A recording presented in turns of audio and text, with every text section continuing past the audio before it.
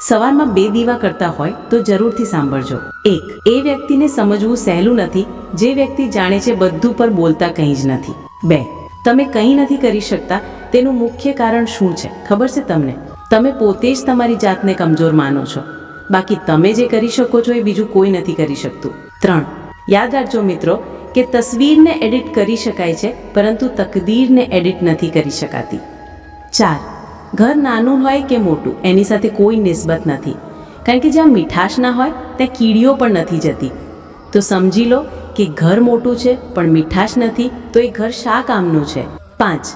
સવારમાં 2 દીવા ઓછા કરશો તો ચાલશે પણ કોઈના જીવનમાં અંધારું ના થાય એનું હંમેશા ધ્યાન રાખજો. એટલે ઈશ્વર તમારા જીવનમાં અજવાળું કરી દેશે. મિત્રો, વિડીયો પસંદ આવ્યું છે તો વિડીયોને એક લાઈક કરી ચેનલને સબસ્ક્રાઈબ જરૂરથી કરી લેજો અને કોમેન્ટમાં હર હર મહાદેવ જરૂરથી લખી દેજો. ધન્યવાદ.